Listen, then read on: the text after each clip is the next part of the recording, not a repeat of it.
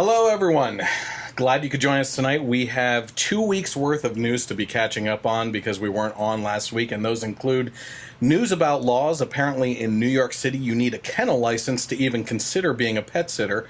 Texas will also soon allow people to open carry swords. The UK government just announced Tuesday it will outlaw advertisements that feature gender stereotypes after it received complaints on ads portraying housewives cleaning and children playing with gendered toys. And a man decides that a local government spending $65,000 for a public staircase in the park is way too expensive, so he and a homeless individual did it themselves. And wait until you hear the budget that they did it for. We also have some news for you in regards to global warming. The left is now in a tizzy over a headline that read that a massive iceberg has broken off of Antarctica, but maybe they should have read a little bit deeper into that article because there's a couple details that they were missing out on before they posted that it was from man-made global warming. Also, a new peer-reviewed study reveals that nearly all of the global warming data that's shown in current temperature datasets from NASA and the NOAA and Met Office in the United Kingdom are the result of adjustments made to datasets after temperatures were recorded, calling into question just how much of the warming is actually real and how much is fantasy. We also have actor Johnny Depp, who wants to see President Trump assassinated, in case you didn't hear that. He's a green activist, but apparently unwilling to give up his private jet and 14 homes to fight the cause. Also, the science blog, I Effing Love Science, is really hoping for another plague like the Black Death because it would wipe out a large portion of humanity, for Mother Earth's sake. Also, some political news for you. Kid Rock is running for Congress, and Elizabeth Pocahontas Warren is freaking out. Also, the left is still so distraught over Hillary's loss. This is serious. You have to see one of the most depressing displays of emotional instability by one of her artsy supporters. In our What the Hell files, gender announcement parties are now offensive, of course. A Teen Vogue anal sex guide sparks outrage and critics are called homophobes, of course. A feminist writer publicly shames her sons because they are male, of course. Yeah. And our favorite wannabe scientist to make fun of is back in our files. Bill Nye was nominated for an Emmy for his butt stuff musical number, some of the worst video in history. Unfortunately, we didn't play that in the past for the sake of our viewers, so that they didn't have to sit through it. Well, I'm gonna treat you all tonight to some of the musical number from that. The Emmy nominated musical number. Exactly, which just goes to show you that you can win any crappy, meaningless award if you push a liberal agenda and allow Hollywood to have a circle patting of the back amongst each other. Also, Charlie Gard, the 11-month-old baby in England, is still in the midst of a battle to save his life from the socialized healthcare system. We have an update on that, and we begin there on the Generation Y Conservative Podcast.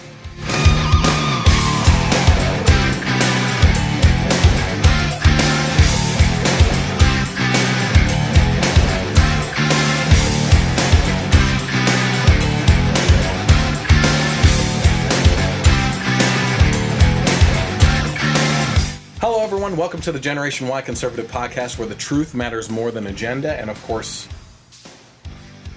we don't assume anything. Not at all. I thought you would be all over that. You can follow me on social media. You might be watching right now on Facebook Live, which we go live on Thursdays or Fridays, depending on the time and everything. That's why it's important for you to head over to the page, like it, and then go to the following button and get notifications so that you can be notified when we go live, just like anyone else that you might be following that is good, like Dave Rubin or Ben Shapiro.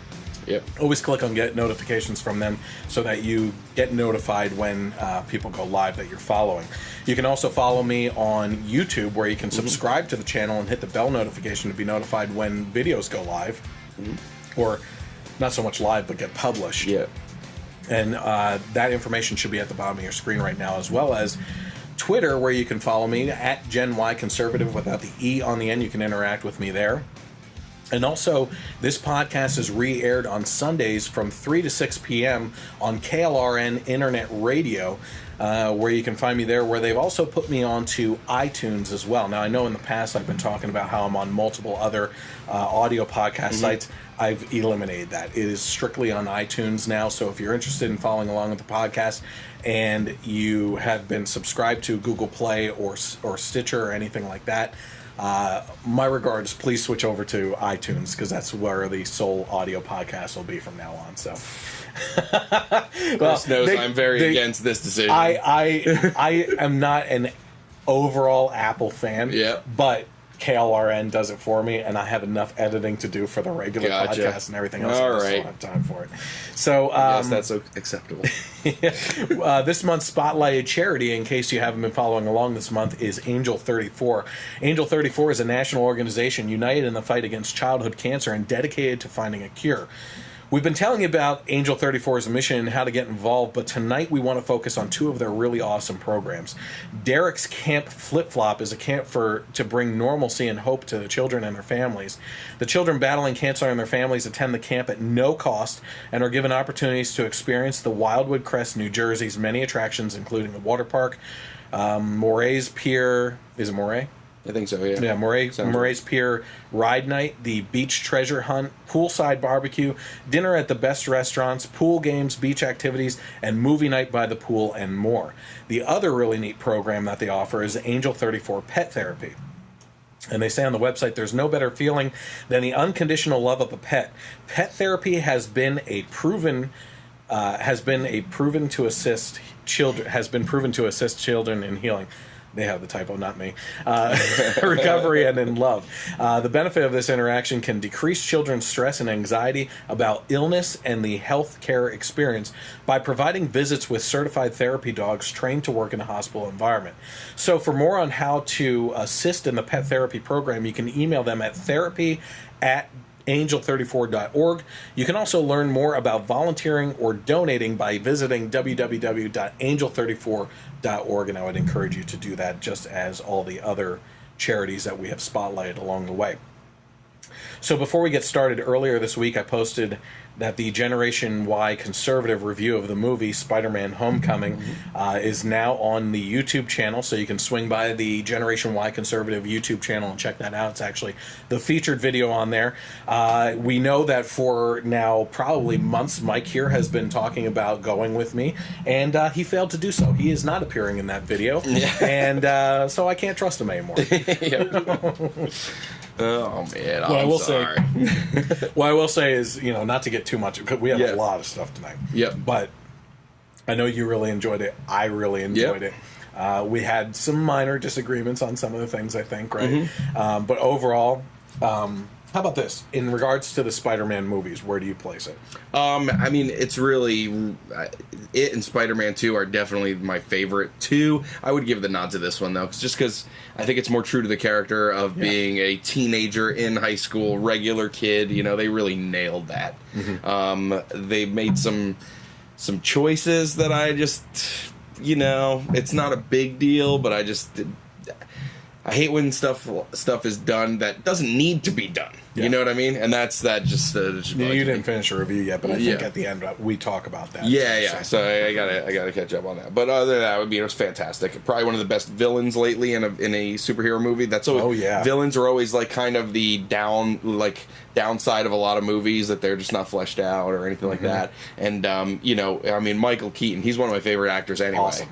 He's one of my favorite actors overall. He's one of my favorite Batmen, and now he's this awesome villain. And the scene with spoilers, careful, because go ahead. Oh yeah, because we're live. I probably shouldn't say anything. Maybe we'll talk about it. But some of the best acting, between him and Tom Holland, the car in scene? a car, yes. Okay. Just the tension building up and everything is fantastic. I was awesome. I was sweating for the Peter Parker character. Yeah, for sure. Because you get that Beetlejuice face where you just don't know what he's gonna do.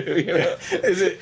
And not to spoil the movie or anything at all, but Michael Keaton, as he's gotten older, his voice has gotten more raspy. Right? So he always always sounds like Beetlejuice. Yeah. So I just expect him at one point to go to Peter Parker. Come on. You know what I mean? Like, yep. But it was great. Yeah, absolutely. So check out the Generation Y movie review, Generation Y conservative movie review of Spider-Man. Mm-hmm. We are currently talking about getting together for Dunkirk. He says he wants to go. We'll see. Yeah. This week, before we get to the whole Charlie Gard situation, I just want to bring up this. This week, John McCain was diagnosed with a brain tumor after the removal of a blood clot behind his left eye. And as much as we have disagreed with Senator McCain in the past, and I have brought this up, and when I had my blog website, I've written about him, disagreeing with him. I've talked about him on the podcast, disagreeing with him. If I just got done saying this to someone else. I despise Hillary Clinton. Yep. But if something like this was actually going on with her, I would be praying for her. Yep. You know what I mean? No one wants to see people like this go through this. And some of the comments out there from both sides are pretty disgusting right now. I just want to say, personally, my prayers are out to the McCain family. I hope for a speedy recovery. Yep. And all the best to you. Mm-hmm. So let's start off with an update to the Charlie Gard situation. So if you aren't familiar with this case yet, here's a quick breakdown. Charlie Gard is an 11-month-old that was diagnosed with a rare mitochondrial disease that's robbing him of his muscle and brain function. And he's currently on life support in England. The universal socialized healthcare system there has deemed him a lost cause and are fighting the parents to remove him from life support. The parents have raised over $1.7 million. I'm sure that is well over $2 million. Yeah, by now. I haven't seen an update on that yet. To take him out of the country to seek experimental treatments here in the United States. President Trump has expressed his support and willingness to help. As a matter of fact, this must have been 2 weeks ago because we took out last week. So this has been an ongoing saga. Yeah, we talked about it. Yep. I mean, we've been at the end now for 2 or 3 weeks that this has been drawn out. Yeah. And thank God, because we're so close to either getting a decision on him being saved, which is what should happen, and or the worst case scenario being that the universal healthcare system wins out and sees him as just another number. Yep. But that being said, President Trump has saved Charlie Gard so far. Mm-hmm. He was supposed to be removed from life support. I believe it was 2 Mondays ago. Yeah, because when we did the podcast, I think it was 2 weeks ago on a Thursday night, you said he was scheduled to be taken off on Friday. Yeah, and we didn't know, because of being in England, if it had happened already or not. So so he was supposed to be removed from life support on a Monday. Mm-hmm. That Sunday before, President Trump tweeted his support, and it started this whole new cycle of the hospital looking into things, the courts over there looking into things. So kudos to our president for at least giving some hope in this situation right now. Mm-hmm. The Pope has also expressed an interest to help and offered Vatican sanctuary citizenship to get treatments at their famous hospital. Doctors and facilities here in the U.S. have also offered to help. And the European Court of Human Rights has said it is in Charlie's best interest to die and has actively blocked the passports of the parents and Charlie, and because of the public outcry, are now asking the American doctors if treatment is feasible, and then they may change their mind. So this is leading up to now. Yeah. This is all the drama that's been leading up to now, and this has been going on for months, but we just started hearing about it within the last month. Mm-hmm. So as of this week, what has happened as of this week as an update, and things could be happening right now. I mean, I might not even be up to date on the latest because things could have been released in the last half hour or so, and I don't know, But today is Friday. The 21st. Mm-hmm. And as of today, as of this week, the court has extended the circumstances allowing Charlie to continue his fight for life while the case is being investigated and the world watches. But it hasn't come without even more drama and craziness. This week, the U.S. Congress took a step towards passing an amendment that is reported could mean Charlie's parents, who have been mired in a battle with the British doctors, could take him to the U.S. without needing their permission. So this would be an amendment where we could get people out of the country without the country's permission, without having to go. Like, you could literally go around the blocking of the passport and get them out of there, which would be awesome. Dr. Hirano, who has claimed an experimental drug could potentially save Charlie, attended Tuesday's meeting with a second international expert who is subject to media reporting restrictions.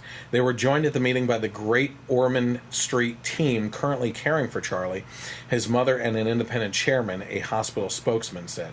On Monday, Dr. Hirano has given full access to Charlie's medical records and hospital and clinical facilities, including diagnostic images, for 4.5 hours. This doctor was allowed to go in there and use the facilities to do his testing to see if this is actually a feasible, it's like a 1% chance that this could help this kid, but what parent wouldn't move heaven and earth to go after a 0.01% for crying out loud? Yeah, absolutely. But get this. Charlie Gard's parents have also been privately expressing their concern after discovering that the lawyer appointed to represent their 11-month-old son in court heads a charity that backs assisted dying. Did you hear about this? No. So Victoria Butler Cole, who speaks on Charlie's behalf in court, is chairman of Compassion in Dying, a sister organization to Dignity in Dying, which campaigns for a change in the law to make assisted dying legal in the UK. Dignity in Dying used to be called the Voluntary Euthanasia Society. So the fight for Charlie Gard to live is still ongoing, and the family is in need of your prayers absolutely right now.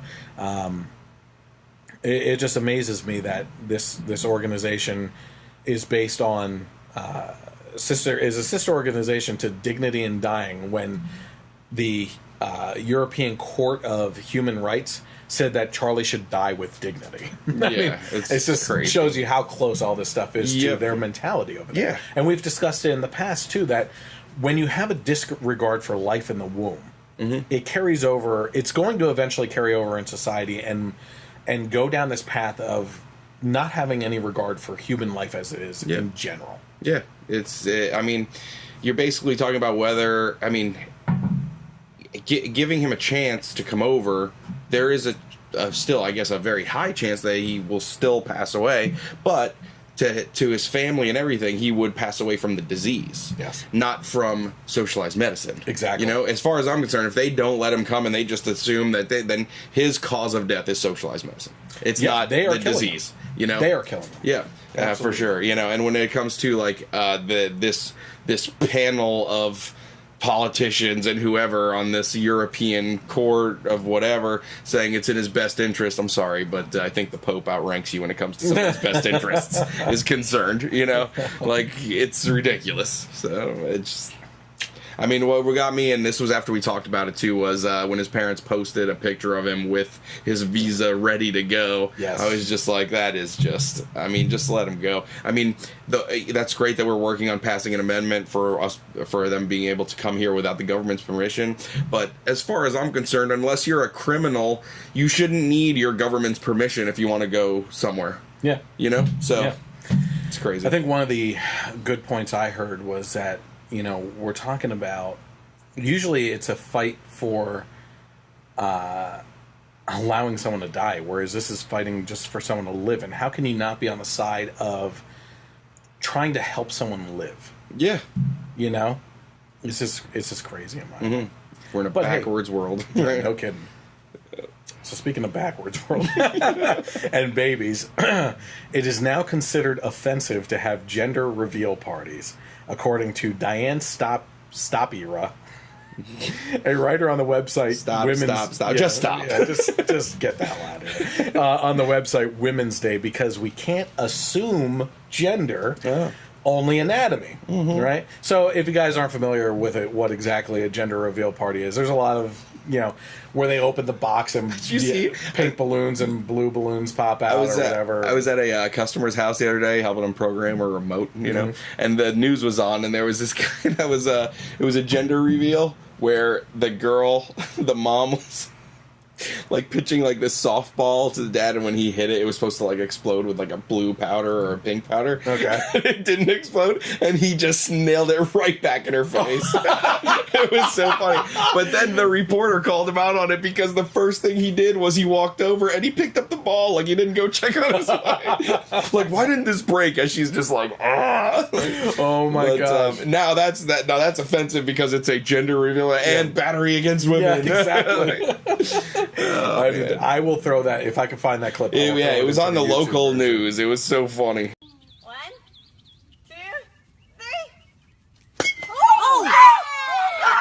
That didn't go well. That's a YouTube fail. Are you okay? That is hilarious. So one of the cooler ones I've seen is the couple sitting with a rifle and shooting downrange and hitting a target, and it explodes in a blue or pink powder down there. So these are all things that are happening all over the place. But the article starts with an overview of a gender reveal party game that the writer partook in, and then she wrote, "If you're like me, a woman in her early 30s, your weekends are increasingly planned around these pastel celebrations and their games. And if you're like me, you swallow your feminist pride long enough to eat fetus-shaped cookies, finger paint bibs in gender-normative colors, and support a pregnant friend. I've accepted that. When it comes to the baby industrial complex, there are some things I'm better off embracing, no matter how antiquated or absurd." Who's absurd here? Yeah. Just don't freaking go. Yeah. I mean, if you hate this stuff so much, first of all, you know who's offended? If you're offended, don't go. Yeah. Who's placing you in that position? Yeah. Oh, so the parents are going to be upset that you didn't go? No, they're going to be more upset that you're being a little... Sorry, I was about to say something. You're being a little brat about it. Yeah. You know what I mean? Like, get over yourself. Rolling your eyes in the corner. Give me a break. Yeah. And you know, what drives me nuts about this is, you know, we're supposed to accept everything. Yep. Yeah. But they can't accept anything. Anything. Not at all. Anything. They would have really been offended at mine when Cora was born, because what we did was, it wasn't a party or anything, but we posted on Facebook. I just created a meme with Tracy looking at girl dresses, saying, getting ready for our daughter. And then me looking at guns and her boyfriends. So that's a double whammy, because we're assuming it's a female and she's going to be straight. Yeah. Oh, man, I'm going to hell. Oh, wait. I'm religious now. That's another thing they're offended about. She goes on to say, "My discomfort with the gender reveal party goes beyond my standard objection to fanfare surrounding gestational markers, which is primarily that because we don't celebrate non-pregnancy related milestones with the same enthusiasm, we're reinforcing the archaic notion that a woman's value rests squarely in her ability to grow tiny humans. The issue with gender reveal parties in particular is, aren't they potentially damaging to said tiny humans?" No. But abortion's fine. Yeah, exactly. That's not damaging to potentially tiny humans. Ripping their legs off and the eyeballs falling all over. You could cut your thumb. Yeah. Oh, but assuming that it's going to be straight or a boy or a girl. Oh, we don't want to do that. The precious little babies. We don't want to do that. What if they heard through the tummy? Yeah. Oh, God. At the heart of her argument, she said, "For starters, gender reveal parties don't actually reveal gender. They reveal anatomy. Gender is a wholly different thing and strictly tied to the social constructs around it. Fun fact. Are you ready? Mm-hmm. Blue used to be the color most associated with little girls due to its association with the Virgin Mary. But Hitler... Yes, Hitler feminized the color pink by forcing gays to wear triangles in that shade during World War II. A gender reveal conflates the two." There you go, guys. She got her Hitler reference in there. She was able to tie that Hitler name to gender reveal parties. Yeah. A round of applause for the feminazi. Yeah, they always find a way. So, projecting gender perceptions onto a fetus becomes especially thorny when you take into consideration that globally, 1 in every 1,000 to 1,500 children is born with a visible form of difference of sex development. Okay, so wait a second here. That statistic jumps from 1,000 to 1,500 just like that. Yeah, I mean, right. You know, if 1 in 1,000 is 0.1% and 1 in 1,500 is 0.067%, that's a big difference in a jump, okay? Yeah. And Especially when you consider the spread just jumped by a multiple of 1.5 times. Yeah. For the, you know what I mean? But what isn't a big difference in this? The fact that these numbers don't affect a subset of a percentage of a microcosm of society in regards to the large-scale look. So get over yourself, Diane. Yeah.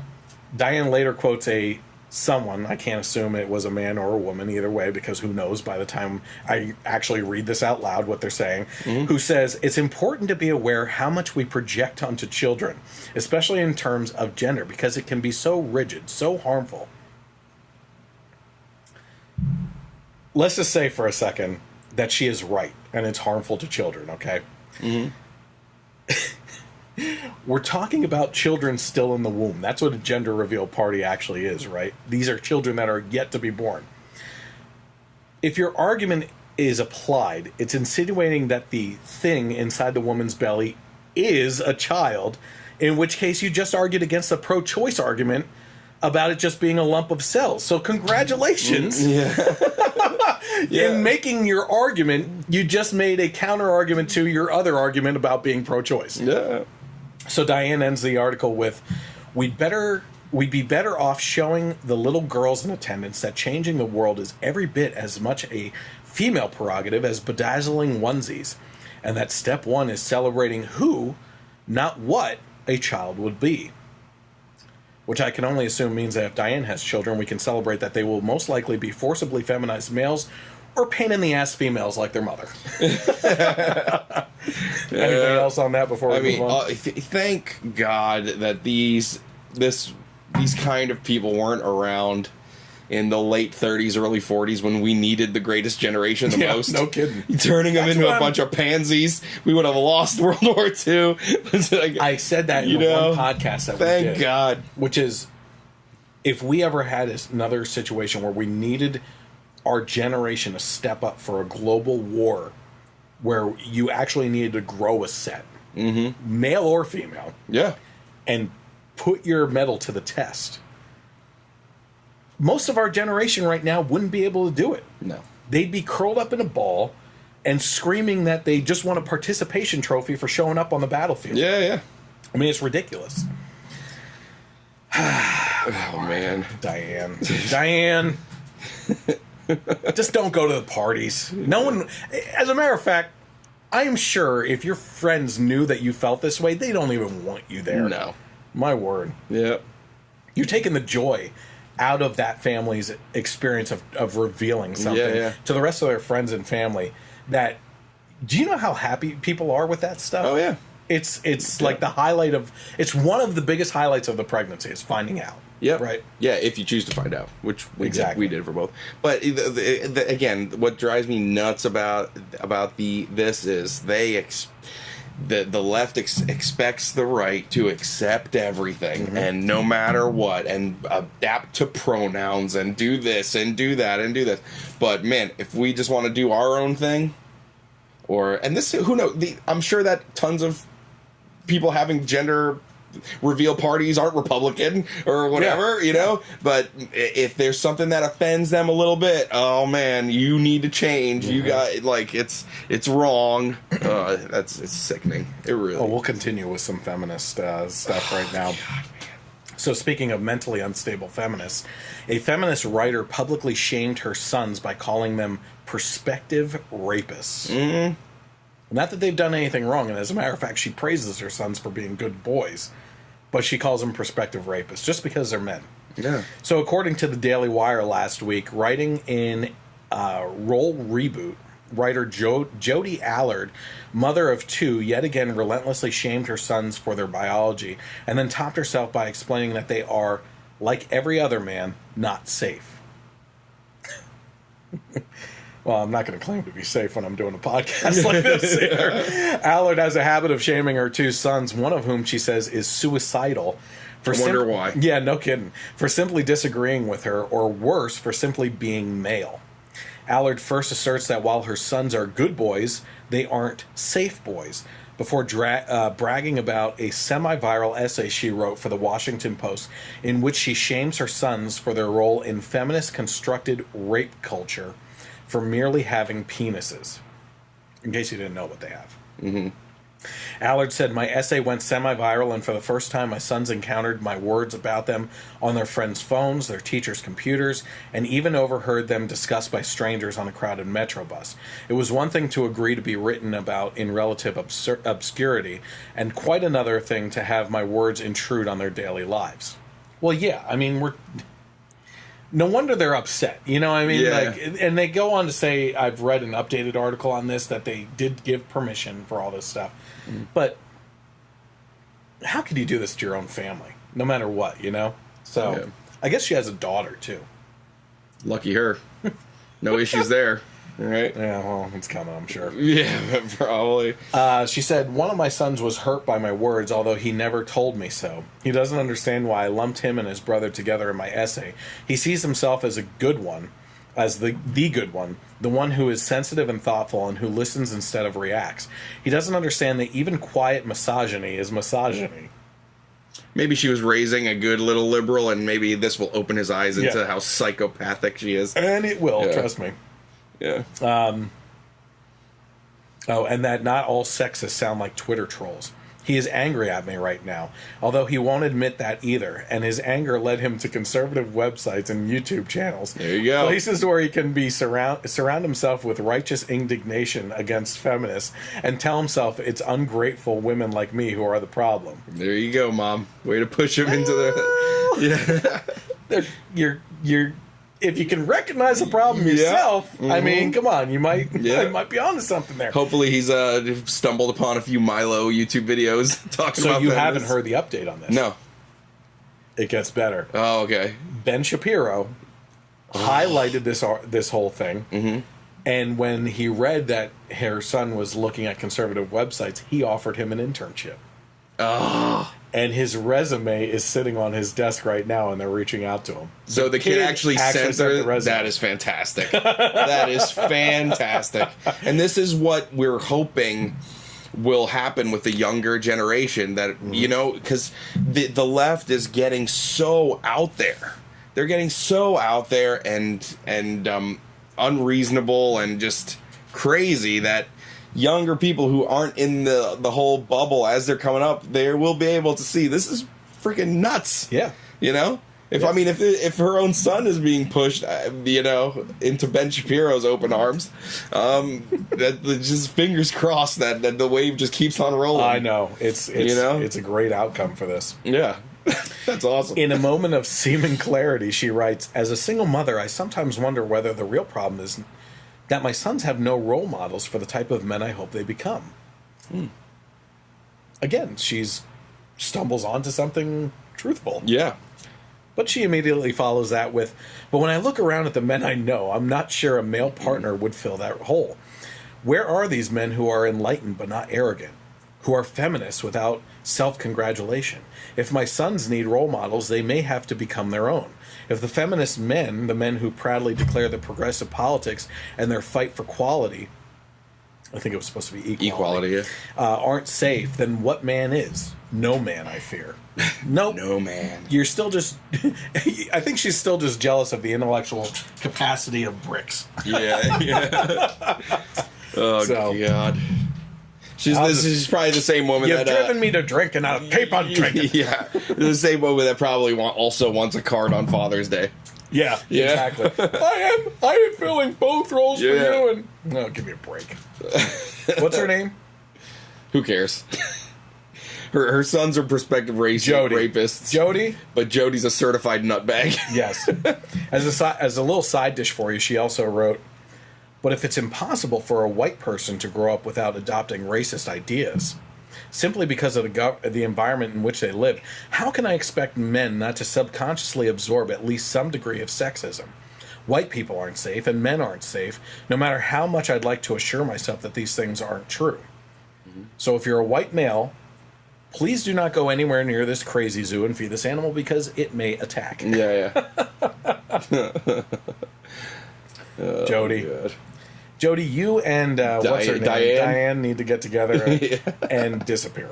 Not even collaborate, just sit and go stew. away. You guys partner up if that's what you really want. Like raise the kids that way or something. But I mean, you're so far off the mark on everything. You have created an environment in which you are thriving in your feminism, and no one cares. Yeah.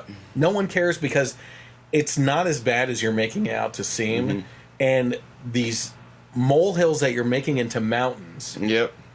are just that, and it's transparent. Everybody sees it. No one cares about the crap that you care about. It's so beyond wanting equality. You know, I'm all for equality. You know, but there's, I think it was Milo that has said in the past where there's so many women, the large percentage of women agree that they should have equal rights and everything to men, but such a small percentage identify as feminists because just the label feminist just means you're so off the rails. You know, it's just, you know. And there used to be a good label of feminism. Oh yeah, where it actually fought for equality. Yeah, but this new manly. feminism is not equality. They want to be superior.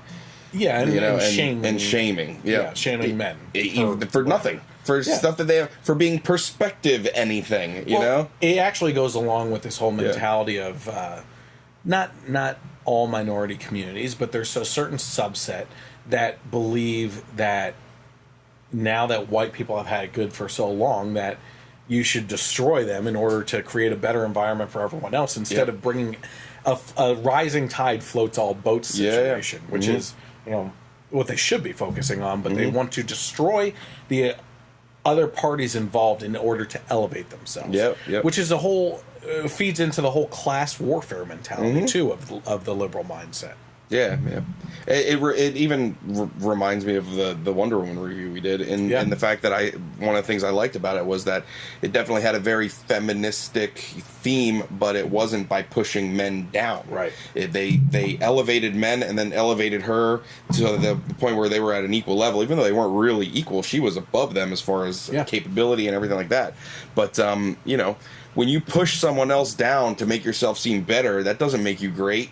No. It makes you kind of crappy. Yeah, you know, really crappy, you know?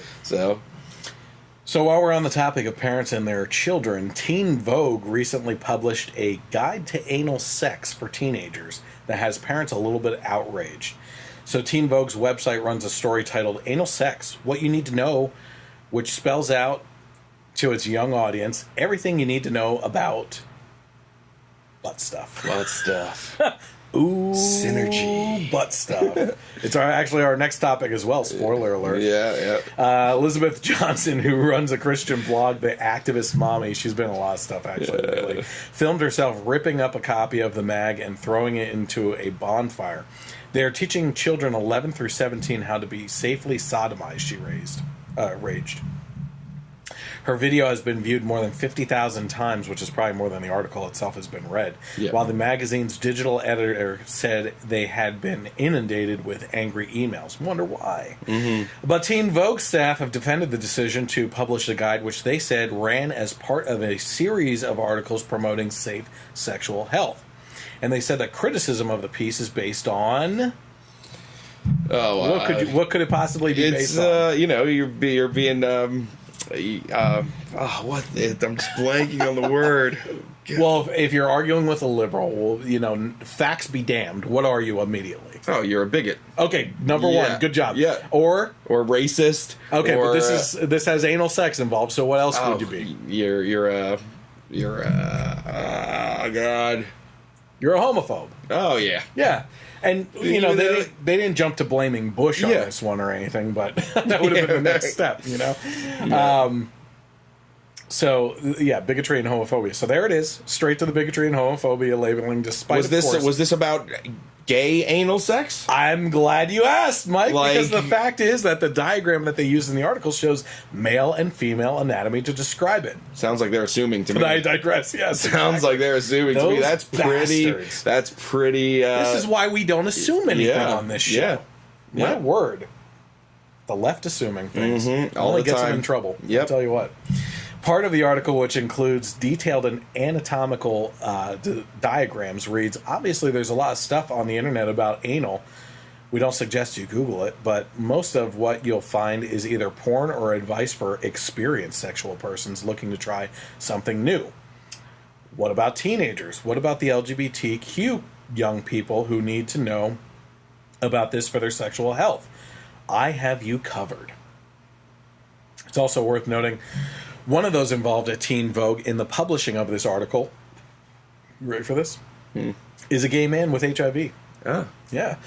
Deeper question beyond that, why the hell is a guy writing for Teen Vogue? I mean, my word. Yeah.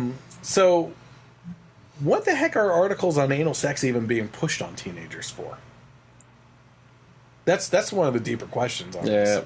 It's, know? what's the, I mean, they're running out of stuff to talk about on Teen Vogue.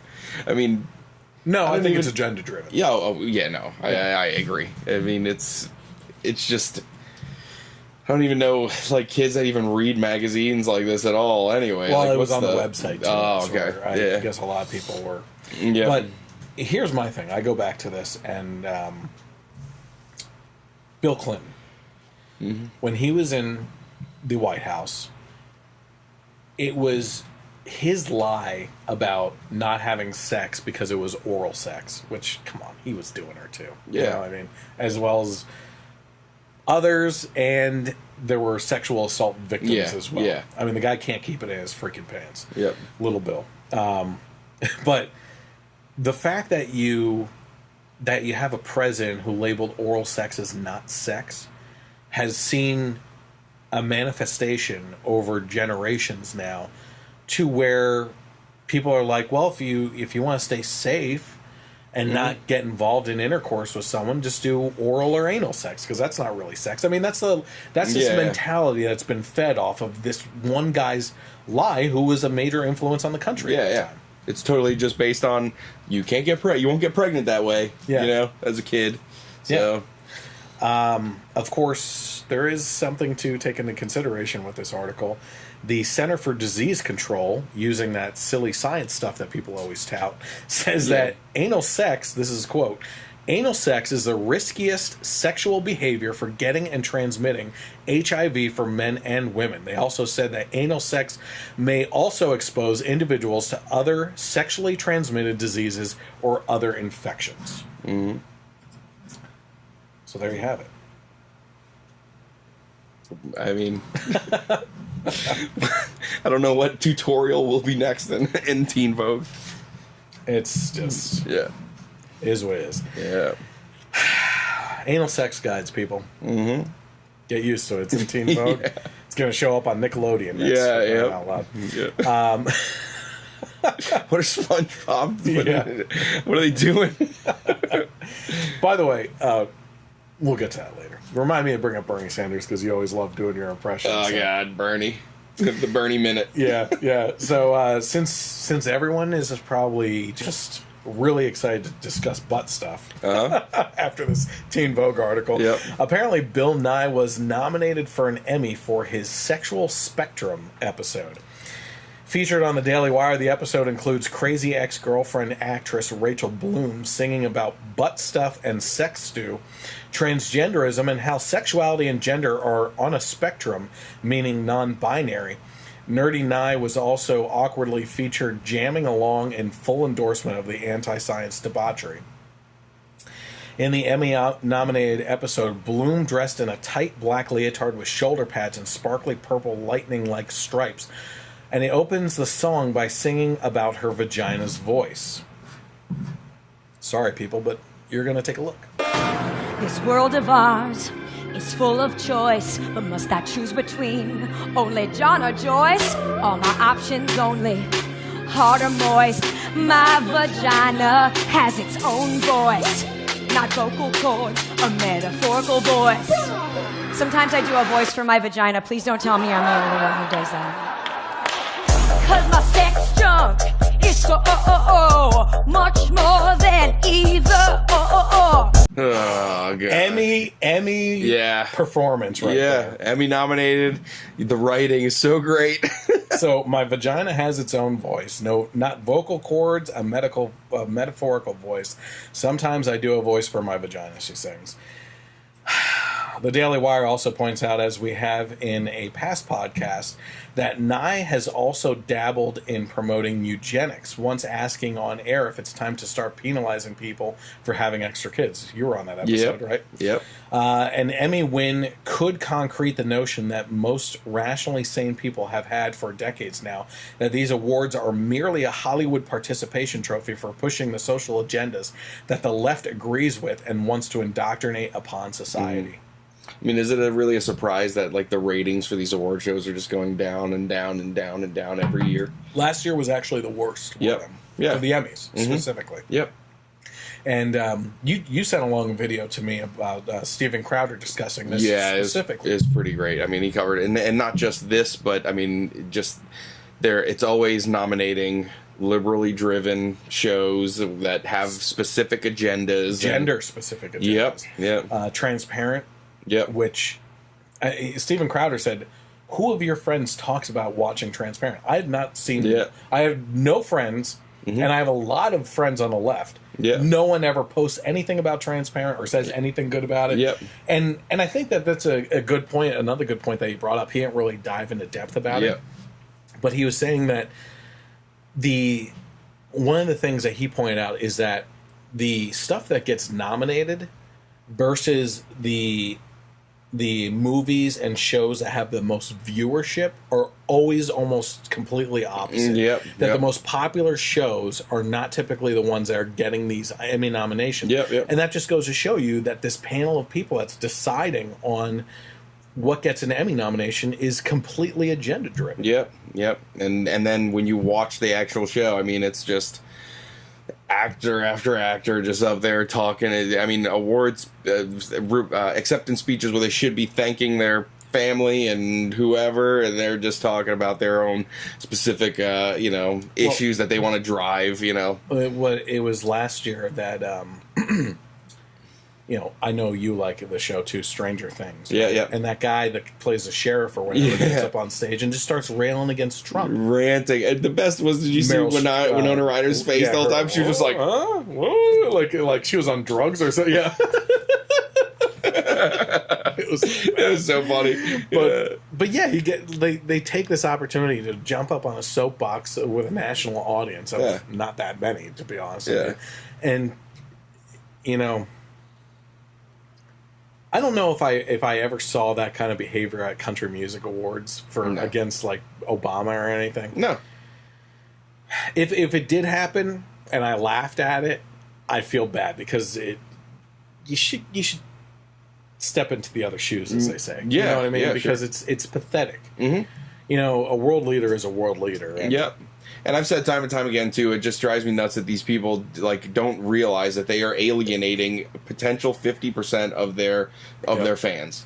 Oh, look at us and Stranger Things. I mean, that's one of the best. That show's amazing. Yes. Now when I watch season 2 and he comes on, I gotta be like, oh, this idiot. It's taking me out of. Now I'm not thinking about the character. I'm thinking about the actor. You're not engrossed in the storyline. You're thinking, well, this freaking douchebag. Yeah. You know what I mean? So hope he dies this episode. Monster eats him. Of course they won't, because he's a hero among the left. Maybe that's what he was going for, just not to get killed off. Yeah, probably. In 2016, we all went through a pretty emotional election. For some, it was a little more emotional than others, as Bunny Burson, an artist, can attest to, as she erected a window display snow globe-like art exhibit that projected her anguish of Hillary's loss. Have you seen this? Mm-mm. As reported by WFMZ and CNN, Bunny Burson spent the night of the 2016 presidential election at Hillary Clinton's watch party in the Jacob Javits Center. She stared up at the center's glass ceiling with her husband and 2 daughters until 2 a.m., waiting for confetti to rain down on the country's first female president and her supporters. As the election results rolled in, it became clear that Clinton would not shatter the ceiling that night, and the mood grew darker in the Jacob Javits Center, and the confetti never came. I want to go to that Javits Center because, like, I go almost every year for the car show. Oh, okay, yeah, just to be in the room that has brought me so much joy. Like, just want to be like, this is my mecca. Oh, yeah, with all the crying, like, videos videos of people I think there's still crying. some liberal tears around here. Like, this is great. Scoop them up. It's like unicorns. Yeah. Those videos are hilarious. It's like, yeah, if you're in a bad mood, just roll one of those. It's great. Where are we here? She goes, Hillary Clinton has been a beacon for me, really, as a woman. Such a low She standard. told CNN. That's substandard. Yeah. That's really where I thought this was going, to be the election of all elections to inspire women. It may be the use of the FBI to intimidate Bill's sexual assault victims into silence, or maybe using the Clinton Foundation, of which only 10% of the funds actually goes towards charities, as a personal piggy bank to pay their daughter Chelsea millions of dollars for being on the board and doing nothing, or using it to take money bribes from foreign powers to gain favors through the State Department while she was Secretary of State. Probably all I have to say, right? Nope. Yeah. Maybe she idles her for her and her husband's ability to sell out nuclear and satellite secrets to China in exchange for campaign money. It may just be how she encouraged someone to stuff their socks and underwear with classified documents that may have implicated her and her husband in foul play that ended up disappearing. Or it could be that she just loves this woman who is so intelligent and a beacon of time, but yet somehow can't understand how to work her email and cell phones and handle classified information properly. But she's super smart. Personally, I actually think it's the fact that Hillary was capable of having such a historic campaign that was helped along by the DNC when they actively worked together to push the people's choice of Bernie Sanders out of the contender ring. But I could be wrong. She could love all those attributes. Yeah. I always loved after the election getting messages from friends and family who were like, how could you not want a female president for your daughter? You have a daughter. And I actually do. I just not her. That's exactly what I said. I was like, listen, I have to clarify. I can't say just not her, because that would throw Elizabeth Warren into the competition. Yeah. I am looking for an actual good leader that's a female. Yes, yeah. I think that would be great. I responded back like, listen, I want there to be a female president that my daughter can actually look up to, who isn't a vile, corrupt snake. That's what I want the first female president to be. I have a higher standard of that than you do, apparently. Yeah, absolutely. The article also continued with, so Burson, an artist based in St. Louis, is it Louis? Yeah. Took what she called an overwhelming emptiness and turned it into something positive. She channeled her emotions into her art. Burson created a snow globe within the window of Bruno David Gallery. Inside the window, rising and falling 24 hours a day, is the same confetti from election night at the convention center. And written on the outside, the exhibit's borrowed title from one of Maya Angelou's most iconic and empowering poems, And I Still Rise. So let's take a look at one of the videos here of this display. But if I have something I want to say it in the best way possible. And in this case, I wanted it to be an installation. I just wanted to take the confetti, take the photographs, take the installation, and do something positive. And I really think that we have a movement, and I think we have a voice, and I think people are going to stay engaged. And this installation and my work in the future is going to be my voice in all of this. Someone's clinging on a little bit too tight here. Whatever helps you, lady. Whatever helps you. And Still I Rise was chosen as an inspirational title from a focus group of young women, the group that Burson wanted to be motivated by her art. I wanted women and little girls to just don't feel defeated by this. Keep going, keep fighting. With the rest of the 200 pounds that isn't in the main snow globe, she plans on creating a series of miniature versions of the exhibit, smaller And I Still Rise globes with the same confetti inside that will be sold inside. Do you know? The Javits Center? No. Planned Parenthood. Oh. Yeah, and all the proceeds will go back to the organization. So wait a second here. Another question I just have to ask. She wants to inspire little girls, and that's wanted little girls, because let's make this clear, she obviously doesn't care about the aborted baby girls. Yeah. Those girls. Forget those girls. Yeah, who cares about them? Yeah. The article ends with, I never dreamed it was going to be this exciting and exhilarating, she said. I want that flame to stay alive among women. And to be clear, that flame is metaphorical, not the physical burning sensation that Hillary's husband leaves between the legs of his side hoes and sexual abuse victims. Oh, man. And now we know that Planned Parenthood can go on continuing to claim that they don't use any federal funds for abortions. Yeah. They'll use these proceeds for abortions. Yeah, exactly. Thanks very much. While many are hoping that Dwayne "The Rock" Johnson will eventually run for presidency someday, I kind of do, actually. Me too. Yeah. In the meantime, Michigan has another rock that is campaigning to be senator. Kid Rock, that is.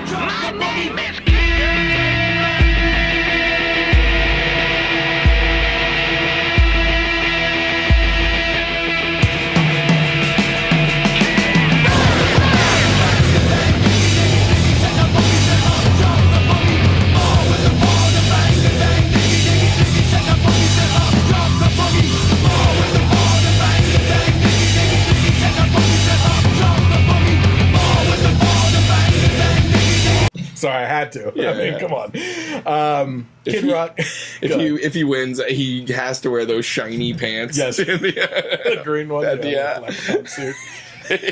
Like a mashup between just horrible things. Yeah. Leprechauns and like a. What was the little guy's name? That passed away. That was like his buddy. Yeah. But I was thinking of what's the singer. Singer out in Vegas that old people love. That always wears the shiny suits and everything. Wayne Newton. Wayne Newton, yeah. It's like a cross. That outfit's like a cross between Wayne Newton, a leprechaun, and like this is horrible. So Kid Rock will be going for the Senate seat currently held by Elizabeth Pocahontas Warren's friend. I'm going to keep saying Pocahontas. Oh, yeah. As long as she's in politics. Yeah. Her friend Debbie Stabenow.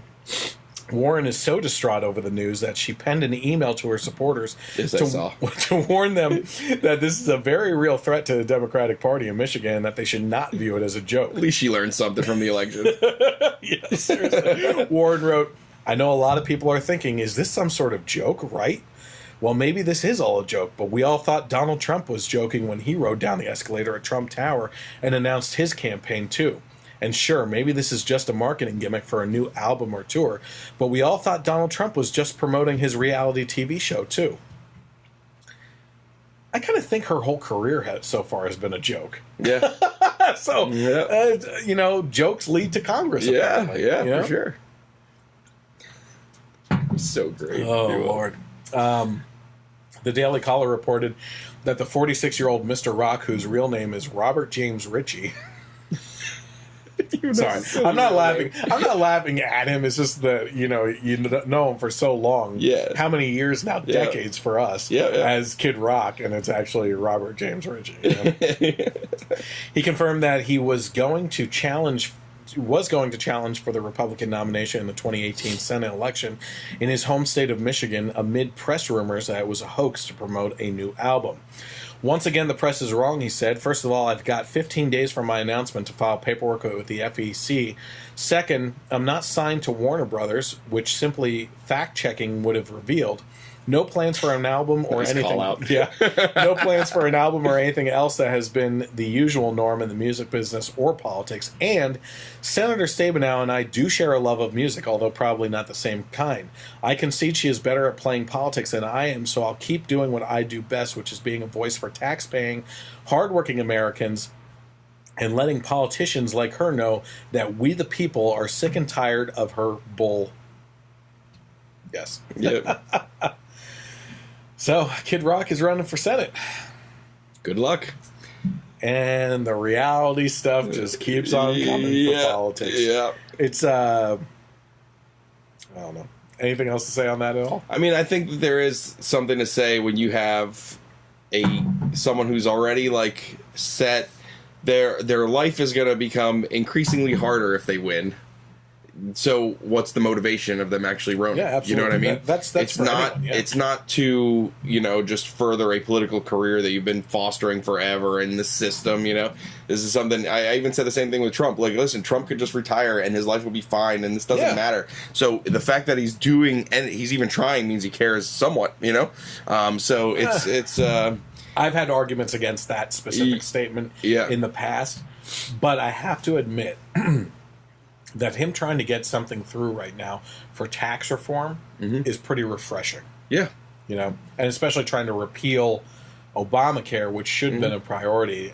And to kind of go off of that before we get out of politics, tonight is actually kind of short on politics. There's so much going on, but all this stuff on what is being reported, like this Donald Trump Jr. crap. Yeah.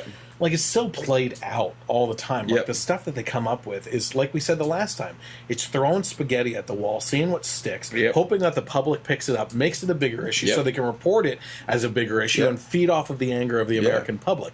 But really, in actuality, nothing's really going on there. Yeah. If something is going on there, I'm actually going to be one of the people that's railing against them. Sure.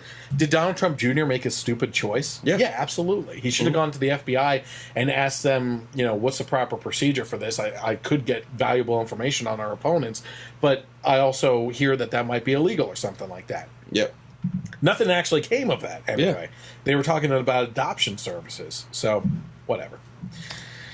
Yeah. The other thing I always think is kind of funny, too, is, like, Hollywood is just completely on the left, yet most of the celebrities that are actually elected into office, I mean, Ronald Reagan, Arnold Schwarzenegger, Donald Trump, possibly Kid Rock, and they have, like, Al Franken. Yes. And that's it. Yep. So that's always thought that was kind of funny. And the kind of funny thing that is always, it's not funny, it's actually stupid, that they always talk about Ronald Reagan, talk about electing an actor to a political position. He was an actor, and he was the president of the Screen Actors Guild or something like that. He was governor of California, and then he was a president. Like, he took the step process and was very heavily involved in politics before he actually became president. What are we looking like here? Because I'm sweating up a storm. It's so dang hot in here. Yeah, it's pretty. I just have this handkerchief. Yeah. I mean, I'm tan, but I'm flushing out here too. So, forgive me. So, according to the Libertarian Republic, one of my favorite websites because of he must be a founder or something, Austin Peterson. I haven't heard of him. You don't know who Austin Peterson is? I don't think so. He's actually running for a seat as well. And he ran against Gary Johnson in the primaries for the Libertarian. I knew his name sounded familiar. He's awesome. Yeah. Anyway, they said that the UK government announced Tuesday it will outlaw advertisements that feature gender stereotypes after it received complaints on ads portraying housewives cleaning and children playing with gendered toys. I don't understand what the problem is. The Advertising Standards Authority said that ads reinforcing gender roles or making fun of those who do not uphold them have cost for individuals, the economy, and society. Well, they really don't. No. Portrayals which reinforce outdated and stereotypical views on gender roles in society can play their part in driving unfair outcomes for people. See, that's the difference between the left and the right. We believe in equality at the finish line, or at the starting line, not at the finish line. Yeah. Said Guy Parker, no, he didn't say what I just said, but this last statement, the ASA's chief executive to the BBC.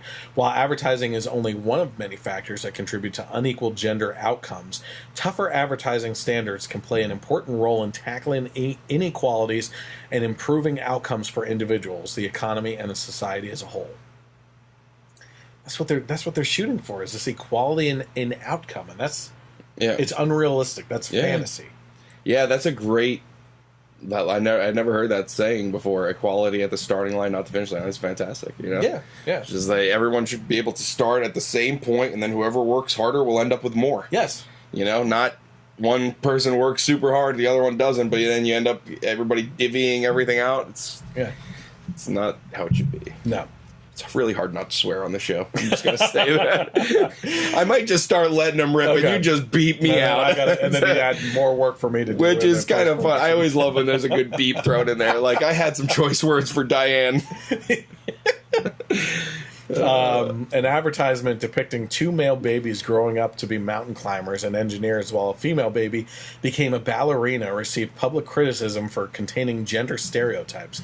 But the ASA told BBC that it would not launch a formal investigation into the ad. Similarly, the ASA acknowledged it received complaints concerning a KFC ad in which a man with anxiety is mocked, but chose not to take action.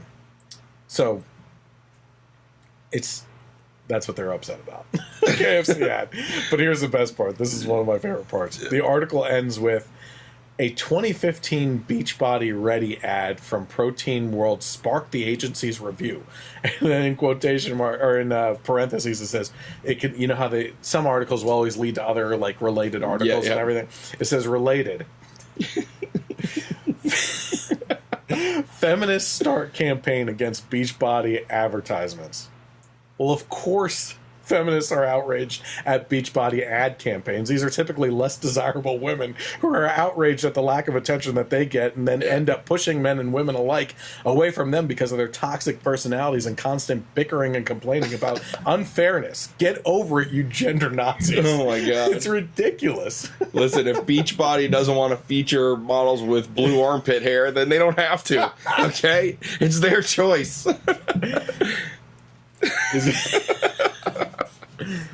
Where are the moo-moo ready bodies? Yeah. Come on.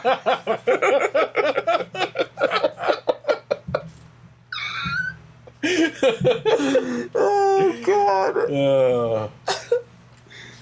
Sure is not. New York City pet enthusiasts are a little upset that one of the many little-known city rules is that dog sitting is illegal in New York unless you have a kennel license, which isn't even available for private home use. So the health department rules ban anyone from taking money to care for an animal outside a licensed kennel, and the department has warned a popular pet sitting app that its users are breaking the law. The health code bans boarding, feeding, and grooming animals for a fee without a kennel license, and says that those can't be issued for private homes. The Health Department General Counsel Thomas Merrill sent a letter last October to dogvacay.com, which has since been bought by Rover, Red Rover, rollover, warning that its users were breaking the law and asking the company to require sitters to confirm that they have a license before joining up. And the app has not done so. Good for them. Yep. If you've got a 14-year-old getting paid to feed your cats, that's against the law right now, said Rover's general counsel, John Lapham. Most places right now continue to make it easier to watch children than animals, and that doesn't make any sense. You know, we just actually recently talked in one of our podcasts about teenage jobs over the summers. Yeah, cutting lawns and cutting lemonade lawns requires stands. a permit. The lemonade stands requires like multiple different permits and stuff like that.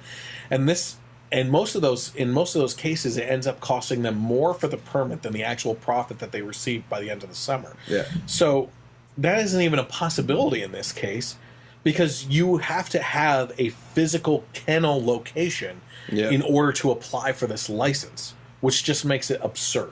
Yeah. It's totally absurd. What do we got here? Oh, God. Thank you, Steph, for tuning in, actually. Yeah. I did see that. The company has 95,000 pet owners registered in the city and 9,000 sitters who brought in $4.1 million over the last year. Right there it is. Mm-hmm. $4.1 million in pet sitting profit. Yep. Right? Well, of course the government wants their They want their piece. That is exactly what this is all about. Yep. That there would be a fit thrown over this is because they're not seeing their own action in it. Yeah. That's it. Yeah, absolutely. The City Council Health Committee Chair Corey Johnson said he was shocked to find out pet sitting was illegal and plans to draft legislation to allow it. It's so crazy, said Johnson, a Democrat in Manhattan. When it's deserved. Yeah. When it's deserved, guys. Good job, Mr. There are Johnson. millions of cats and dogs in New York City, and people, I think, believe that they can pet sit or have someone pet sit for them. To have a law in the books that says it's illegal is antiquated and not practical. So finally, a Democrat with common sense in New York, for that matter, as well. Anything else on this at all before we move on?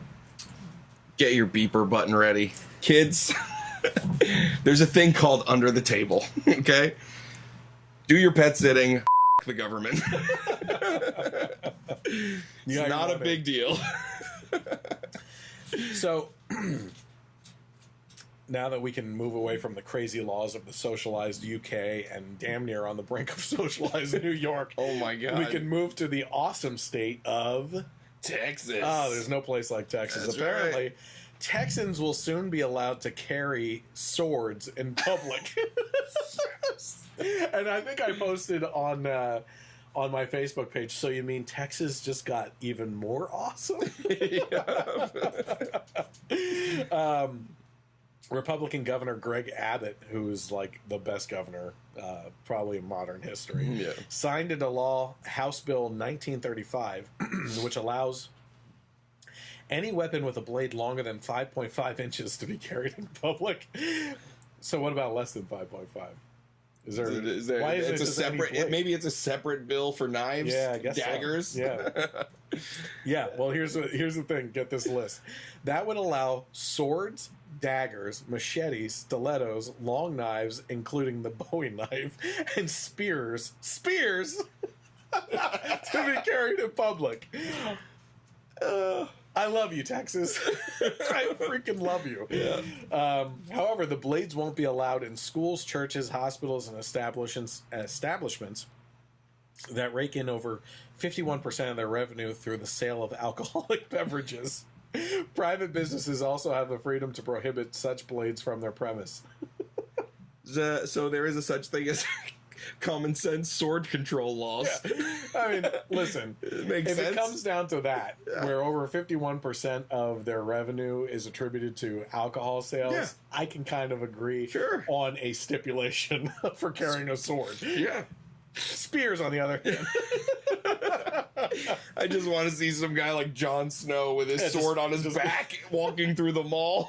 I just want to see like an old guy, instead of using a walker, is just like, screw it, and takes a spear and just starts going down the mall and just like points it at people like, you little rat. Yeah.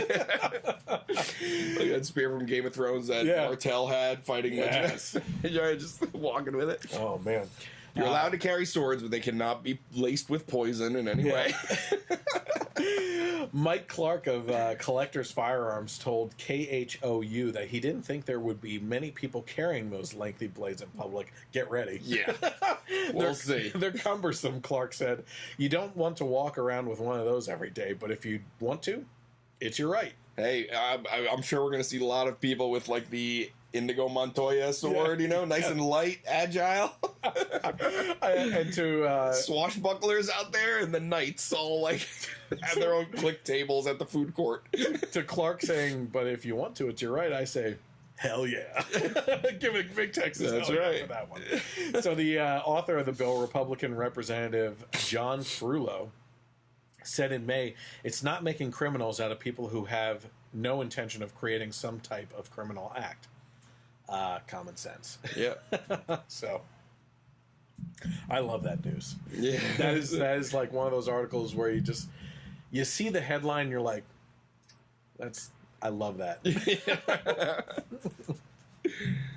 I almost didn't even have Let's to open the relocate. article before I posted it. Yeah. I think I opened it after. I was just like, I want to see what it says. Let's relocate. Yeah.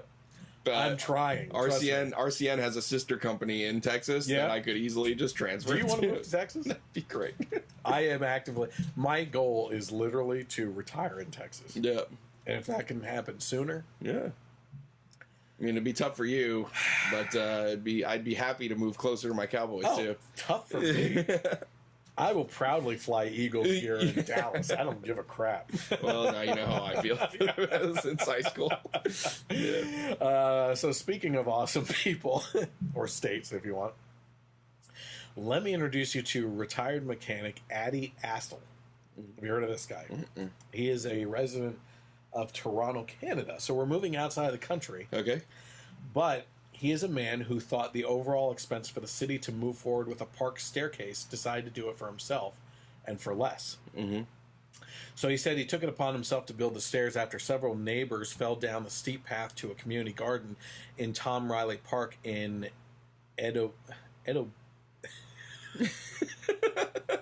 Etobicoke, Ontario. He says that his neighbors chipped in on the project, which ended up only costing $550. Oh my god! And what was the budget from the government? $65,000 Nice. is what they were going to do. We'll see what the private sector can Now do. that was the low end.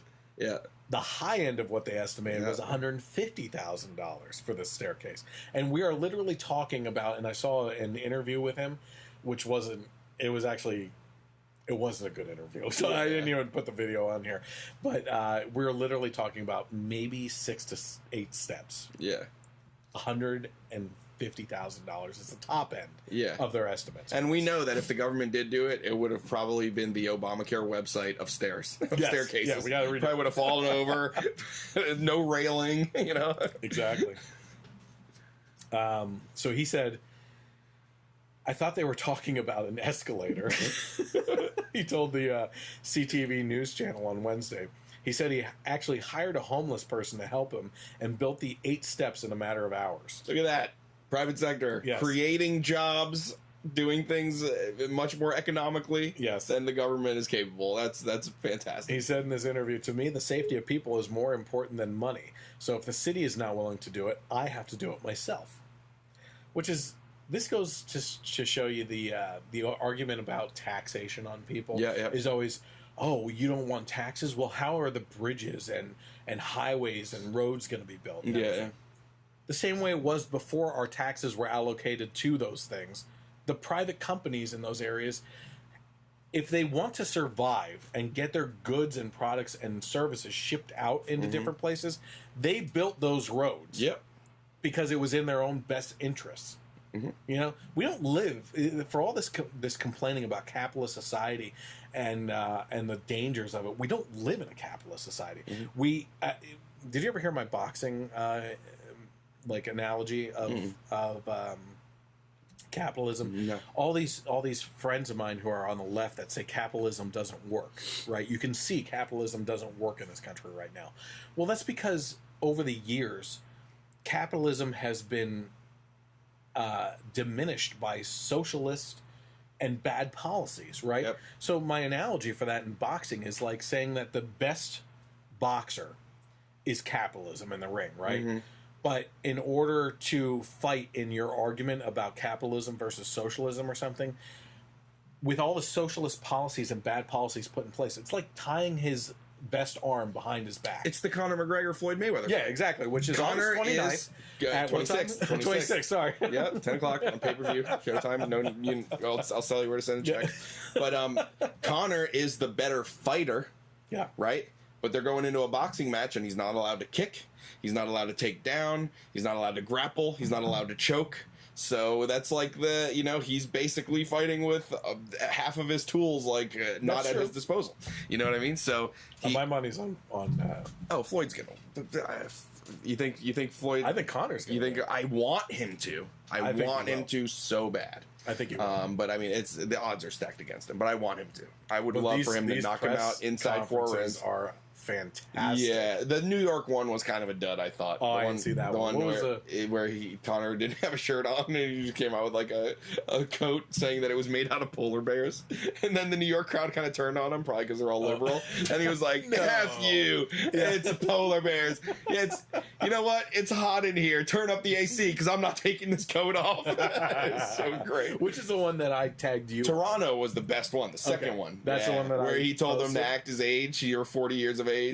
Guess your age. He showed the backpack. Yeah, why are you walking around with a school bag? You can't even read. Honest to God, I watched that video and I thought there were so many times in that I thought Floyd was going to get up and just try to go and deck him. Yeah, that's what he wants. He wants to get in his head and make him not fight his defensive style. Yeah. But, it was driving me nuts afterwards, and we're going off on a big tangent. Yeah, well, but, ADD. Skip Bayless and Shannon Sharp have their show on Fox Sports 1, and Shannon Sharp's going into, like, the racial implications of this and that, and how, you're in Canada and you're in the United States and you have this crowd that's so overtly for Conor, even though he's the foreigner and this is a black American and blah, blah. It's like, listen, people aren't rooting for Conor because he's white.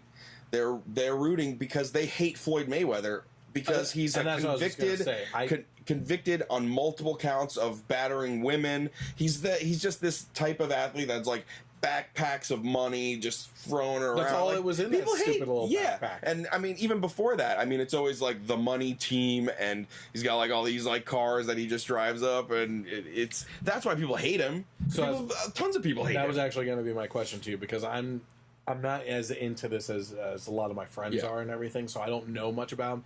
But I felt like the one thing I had heard a lot about Floyd was that he's a very hated individual. Oh yeah, he definitely is. Even in the boxing community, not just and not. It's also not just his persona and his legal troubles, which are like real. I mean, you don't get like convicted of like assaults against women multiple times and then feel sorry about it by then opening up a strip club like and having like 50 Can I go off on an even like, different tangent, like two stories disconnected from our main topic? Sure. Do Portuguese guys never sweat? Like, what the hell is going on? Oh no, we I'm freaking drenched here. Yeah, I'm like, I'm okay, I'm all right. But well, here's the other thing I would say about this whole fight is that I think another reason why people are rooting for Conor is because he's the fish out of the element. Yeah. You know what I mean? Sure. He is going into a boxing ring with a boxer, and he's not the boxer. Yeah. That's one of his subsets of tools. But the UFC fighters rely on their grapples and everything to actually. Because in boxing you're hoping for a knockout. Yeah. You're hoping to take them out.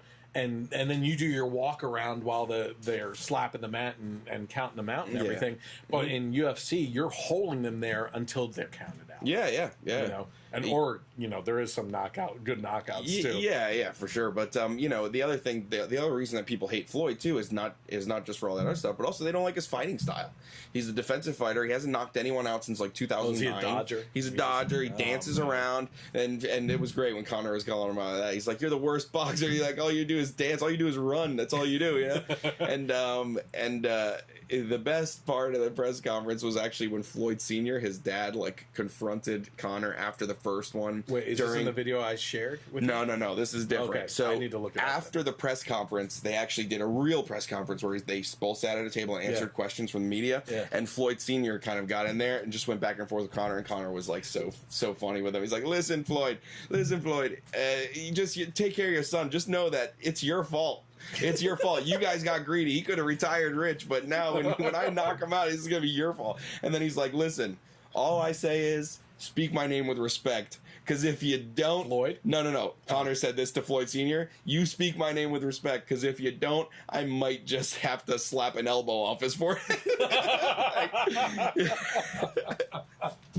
It's so great. Lord. He's joking around with him like, "Listen, I might not follow the boxing rules if you guys are disrespectful. I might kick his head off."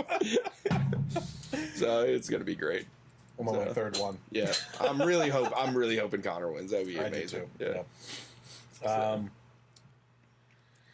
Okay, so we're talking about a staircase in Toronto. Yeah. The second Conor press conference was in Toronto. That's how we tie things together. Yeah, okay, it's full circle. Yeah. I got you. So city bylaw officers have taped off the stairs while officials make a decision on what to do with it. However, this guy has not been charged with any sort of violation. Mayor John Tory acknowledged that the city estimate sounds completely out of whack with reality on Wednesday. However, he says that it still doesn't justify allowing private citizens to bypass city bylaws to build public structures themselves. He said, "I think everyone will understand that it will be more than $550. We just can't have people decide to go out to Home Depot and build a staircase in a park because that's what they would have liked to have. Well, why the hell not? Yeah. You're literally telling people that you have better decision-making skills while you wastefully throw their tax money into the trash when there are obvious, better, and more cost-effective solutions out there. This guy got you with your pants down. Mm-hmm. That's all there is to it. And he made an example of you. Yep. That's what you are pissed about. That is exactly what you're pissed about. Mm-hmm. Tory also cited safety and accessibility issues in terms of the staircase's design. Which it was a dirt path before that people were falling down. So where the hell was the city in regards to being responsible for that? City inspectors have said the stairs are unsafe because the railing is unsafe. The incline is uneven and there is no foundation. The mayor says his staff have been asked to revisit the project and come up with a more realistic estimate as the last one was based on projects in other parks. So this is code for we are now going to spend even more money to rip it all up and move forward with our own building of the stairs just to prove to people that we are right and know better than them. That's what they're saying. Yeah. I don't have words for this. I mean, it's... Of course you don't. You got me so- on a tangent off about boxing. It's so ridiculous. Yeah. It's so ridiculous. Like, I mean, it really does go to what you said about they're basically just trying to save face now. Yes. That's yes. all it is. Which is exactly kind of... Now we're going to jump around again. Yeah. This is kind of exactly a situation that's going on with Charlie Gard. Yep.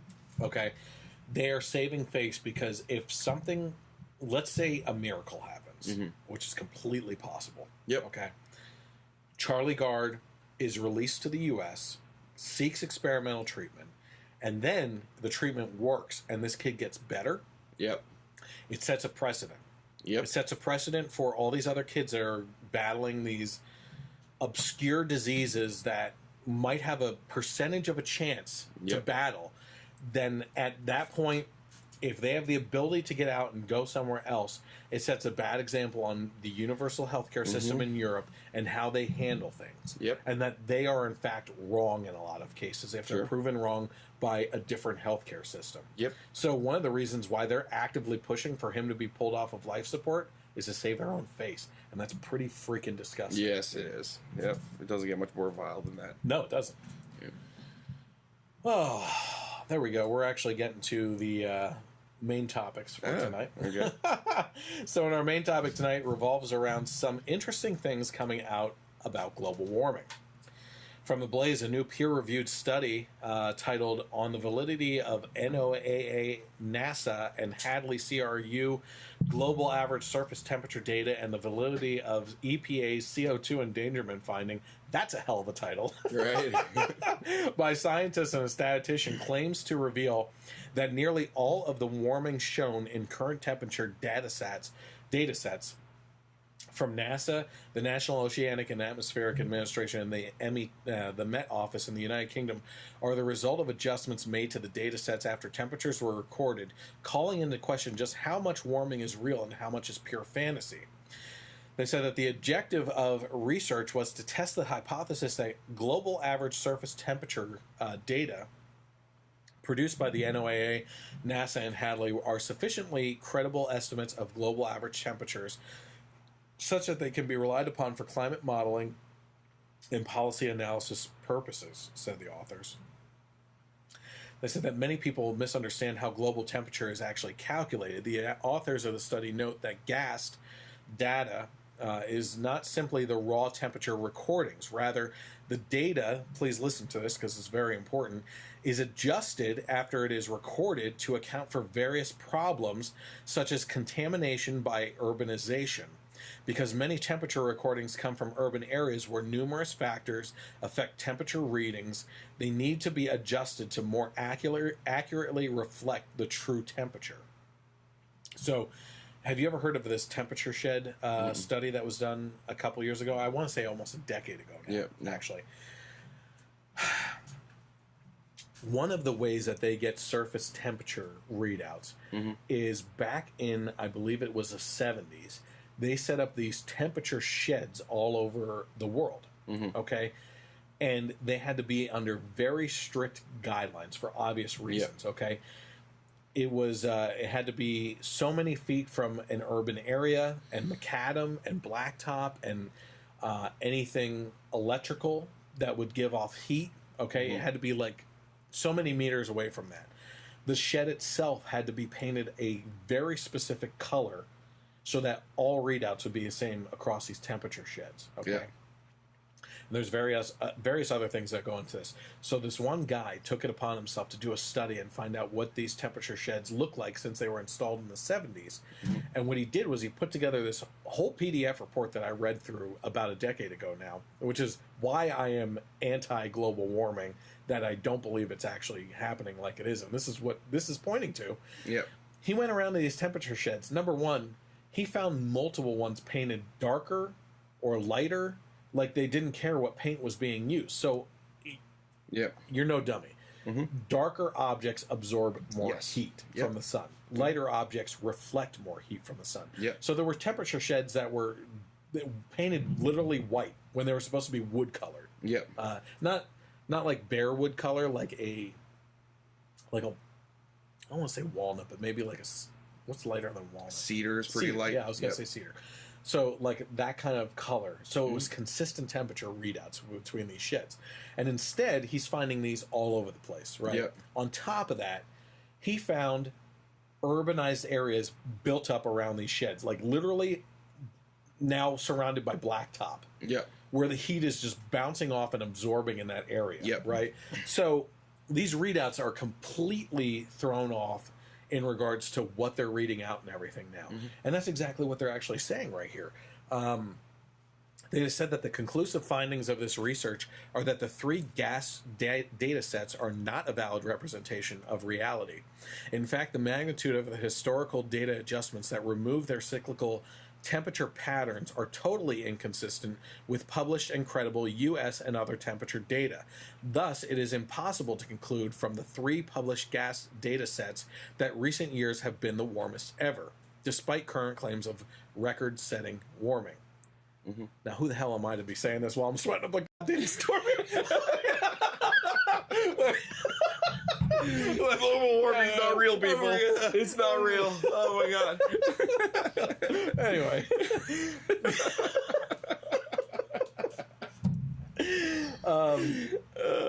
I'm trying just to focus on reading for crying out loud. And it's after midnight. Yeah.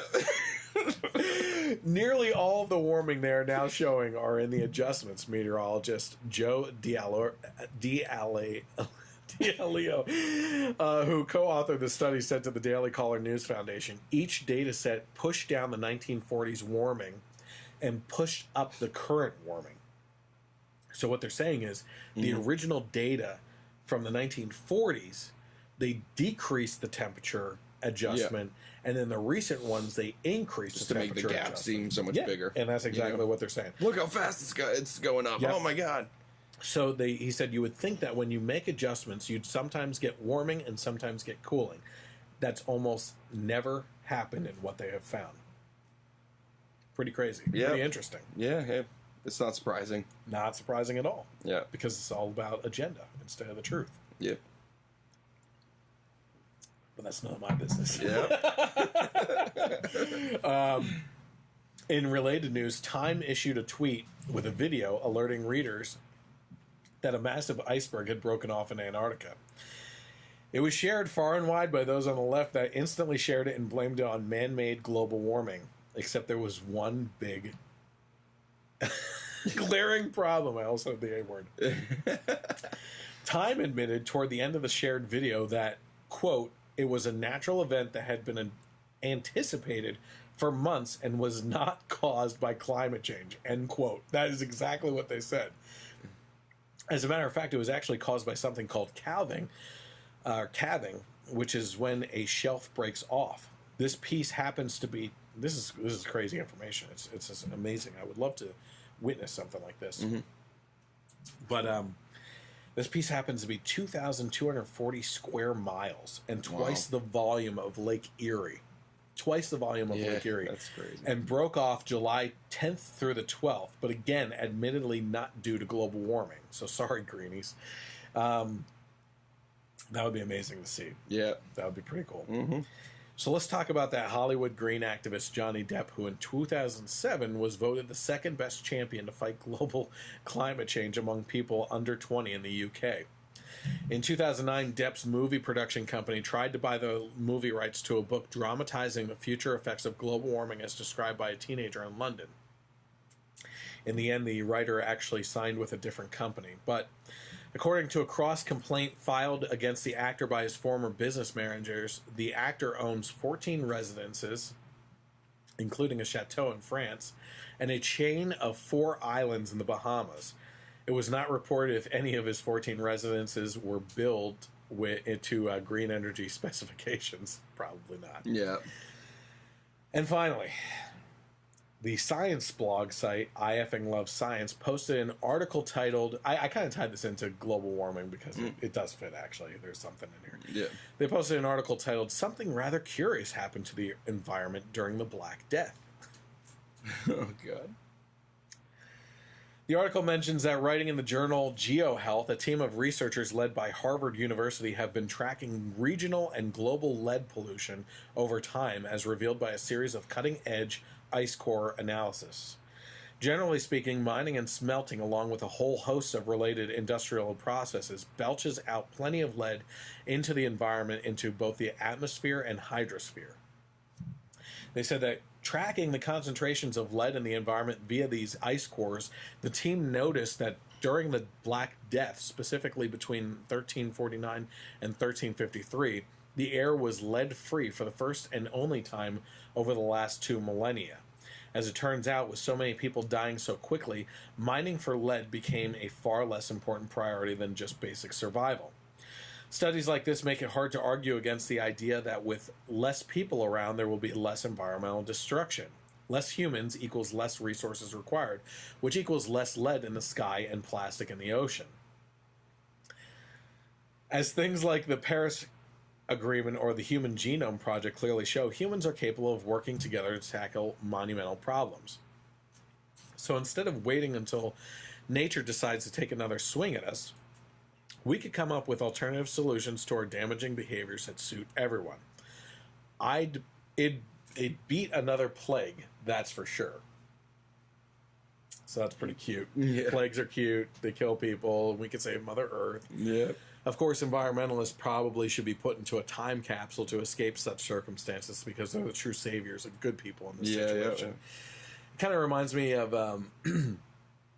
my sister lives out in Los Angeles, my younger sister, and my parents went out there and they said that the people out there are crazy, like on the streets, crazy. Yeah. And they saw a homeless guy holding a sign, a cardboard sign, and they took a picture of it too. Not asking for money or anything. The sign said, "Save the earth, kill yourself." Oh, God.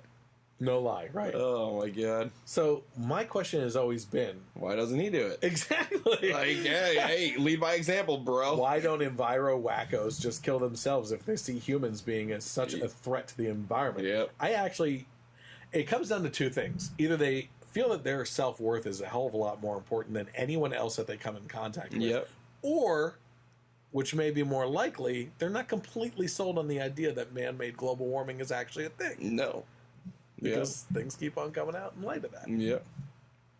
So, any other big things going on with topic-wise that you have come across over the last 2 weeks?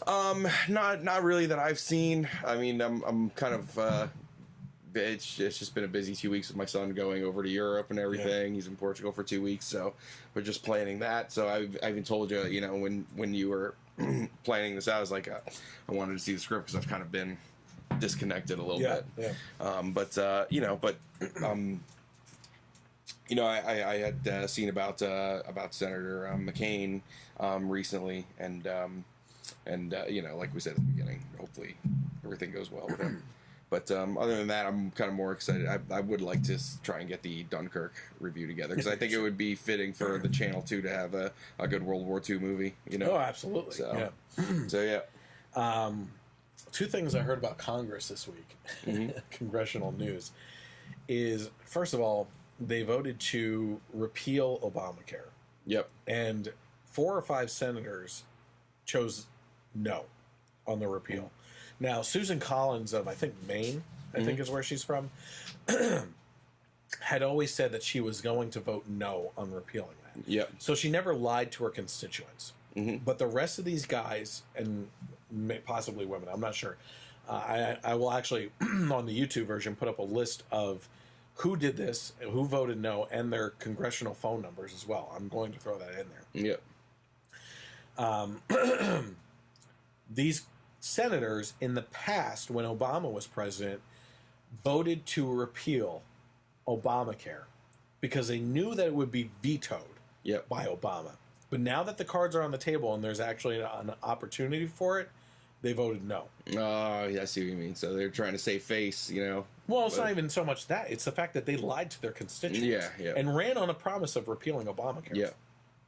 And, a couple of programs I listened to were saying that these are people that literally asked for volunteers, for people to spend their time and money on their campaigns, and took donations based upon big promises of doing things like repealing Obamacare.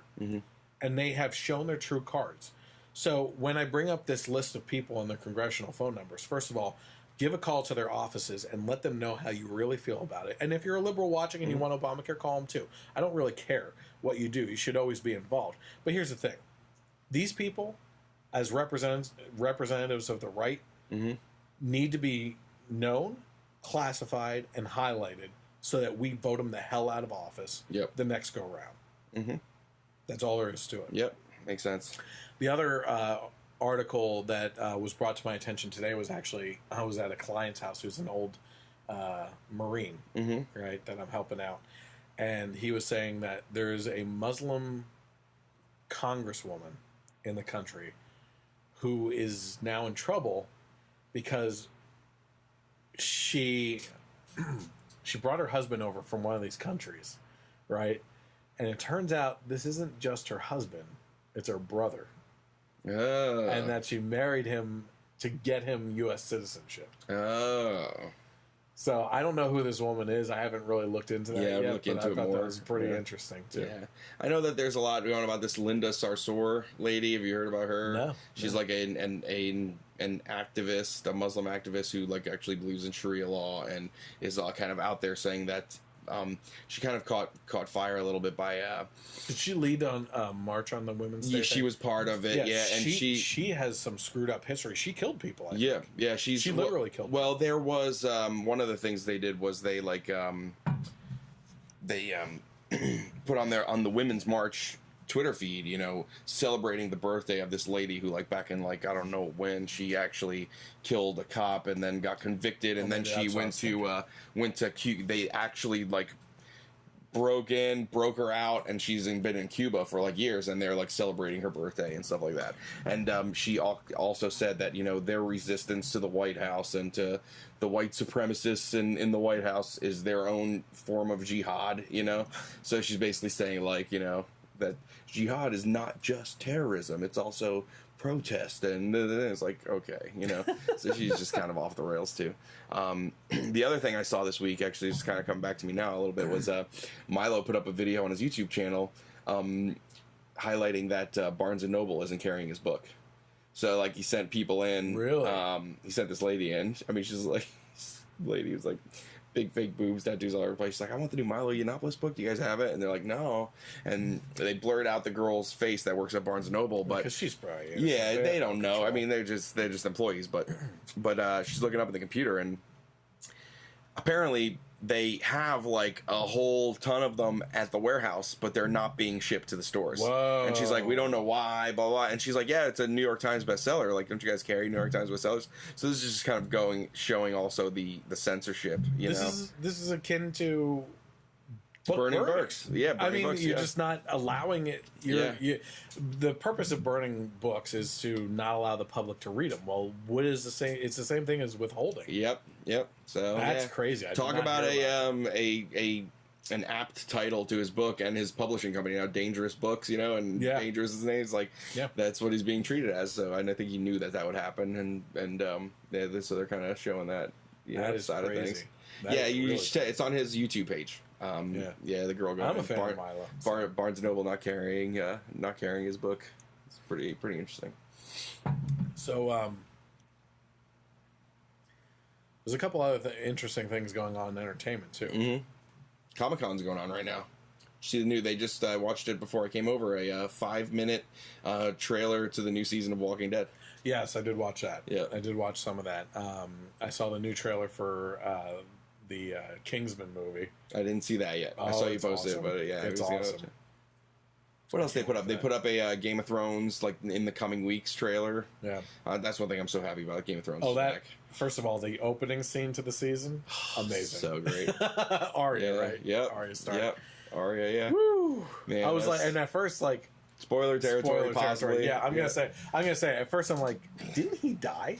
And I'm just gonna leave it at that. Yeah. Because I'm like, Yeah, is this a flashback or something? Yeah, it was about 10, 20 seconds in where I was like, oh, that's Arya. Yeah, I did not know at all until not you. Until this happened. Yeah. I was like, no way. Yeah, no, I figured it out just before he told the girl not to drink the wine.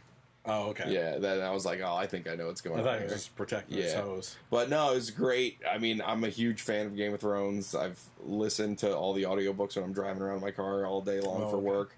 One of those audiobooks is like 40 hours.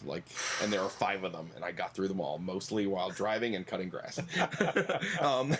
So I was so happy that it was back, and it's great. Now, with there being just 7 episodes this season and 6 next season, it really is the home stretch of stuff's really going to start happening. Like, people are going to start to come together. Did you hear something about possibly next season? I think they are talking about the next season being feature-length film, time-wise episodes, like 2-hour episodes. That would be great, because then basically that would make it like 12 episodes normally, because I've heard that they were just cutting it down to 13 all total. So hope that would be awesome. Yeah, that's one of the things I heard. So good. Yeah. Dragons come on screens. It's amazing. Yeah. So that's it for tonight, everyone. Thank you for my guest, Mike, again, as always. Thank you all for tuning in. I always appreciate it. Head to the social media to follow, like, subscribe, comment, and share the Generation Y Conservative with like-minded, common-sense individuals that like humor, facts, and politics. On both sides of the aisle. Yep. And our It stopped until the very end. We have this cricket in here who was completely quiet the whole time. The whole time he was going nuts before we started. Just during as the we were countdown. about to start, we thought, "Oh my gosh, this guy is going to be screwing us over the whole podcast." And he just starts chirping now. Yep. But listen, again, just as a kind of callback on what you can do. You can follow me, the Generation Y Conservative, on Facebook by searching for the Generation Y Conservative. Hit the like button and then go to follow and get notifications. You can go to YouTube and hit subscribe and then hit the bell notification to know when videos are published, whether that's the podcasts or the movie reviews or possibly other ones coming out too. I'm working on a couple things too. You can also find me on Twitter at Gen Y Conservative without the E on the end, where you can interact with me. And then on Sundays, this podcast is re-aired on the internet radio station KLRN Internet Radio from 3 to 6 p.m. And they have also put me onto iTunes, where you can find the audio podcast and subscribe to that as well. All the information on the Facebook and YouTube and Twitter is right along the bottom of your screen right now if you're watching the Facebook Live version. So I encourage you to do that. And one of the things I'm really pushing right now is to share with friends and get more followers and subscribers and everything else, because we want to access some more tools on the YouTube channel specifically that open up once you hit a certain amount. So it would be really helpful for that as well. Yeah, he agrees. Yeah, absolutely. It's a certain chirp level. So in the meantime, have a great night, and God bless America. Hi everyone, I want to thank you for watching this video. If you're interested in more content from the Generation Y Conservative, you can click on the most recent over here. Also, I encourage you to click on the subscribe button down here and let your friends know by sharing this channel. While you're there, I also encourage you to click on the little bell notification so that you can be notified when content is published, whether it's the Generation Y Conservative podcast or more recently, our movie reviews, which are a lot of fun. We'll catch you next time on the Generation Y Conservative.